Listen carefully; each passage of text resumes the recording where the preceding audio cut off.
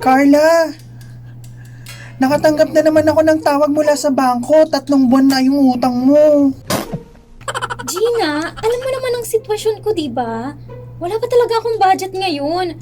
Sobra nang hina ng kita ko sa racket ko. Pero nakabili ka ng bagong cellphone. Carla naman, nakita ko ang post mo at may nagsabi na din sa akin na cash mo raw binili yan. Pasabog ka naman, Carla. Malay mo. Hotdog! Regalo lang yun sa akin ng mga pinsan ko dahil kailangan ko sa trabaho. Hindi sa akin galing ang pera na yun. Huwag ka naman maniwala agad-agad sa sabi-sabi ng iba.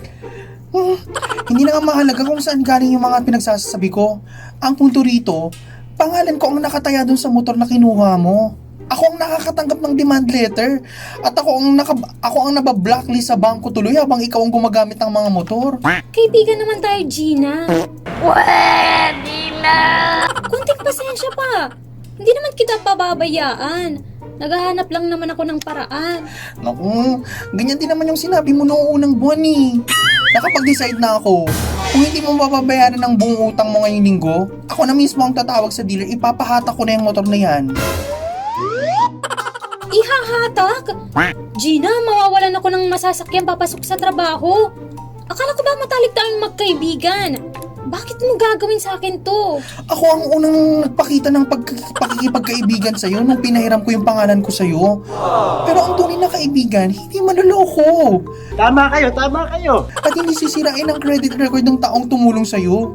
Kapag pinahatak mo yan, tapos na ang pagkakaibigan natin. Wait a minute! Who are you? Sinisira mo ang buhay ko para lang sa pera. Eh kung isama ko kaya yung buhok mo na ihatak. Hindi ko sinisira ang buhay mo, Carla. Pinoprotektahan ko lang ang sarili ko. Ang hirap. Dahil ikaw mismo ang hindi gumagawa niyan para sa akin. Iuwi mo na ang motor sa amin dahil bukas na umaga darating ng mga taga-bangko. Kukunin na nila yan. Lagot! Ihatak na! Kukuyo rin dalamin mo motor. What if yung mga dealer ng motor ang maghatak ng buhok?